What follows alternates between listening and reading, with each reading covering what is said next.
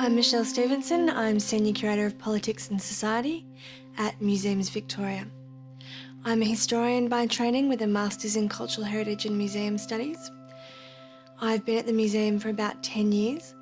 The Royal Exhibition Building was built for the 1880 Melbourne International Exhibition.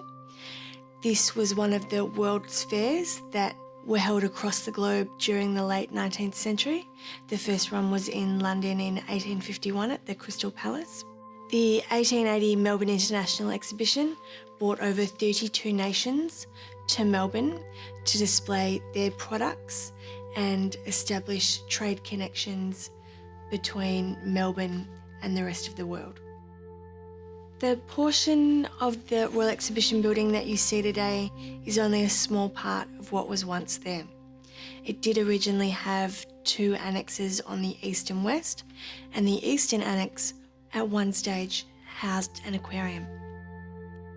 It's not just the Royal Exhibition Building that's used for events. The Carlton Gardens also form an integral part of the Royal Exhibition Building, and today events such as the Melbourne International Flower and Garden Show take over the building, but they also extend out into the surrounding gardens.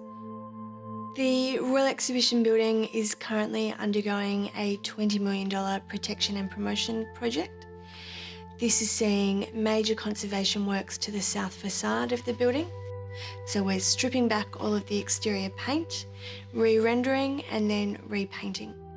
So once the works are complete in April 2020, visitors will be able to come into the basement of the Royal Exhibition Building. There'll be a new exhibition on the building's history. We're installing a lift.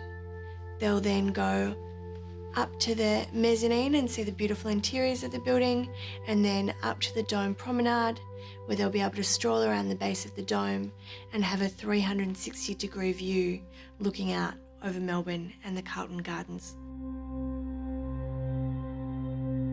The interior of the Royal Exhibition Building that you see today is a restoration of the interior decorative scheme that was painted by John Ross Anderson for the opening of Federal Parliament in 1901. The design features a number of different allegorical paintings, including the seasons, spring, winter, autumn, summer, as well as a number of gods such as Mercury, Venus, and Hercules. There's also a series of paintings on the arches that look at the arts of peace, the art of war, federation, so the coming together, and then the art of good governance. I always say that the Royal Exhibition Building is a building of 1,000 stories.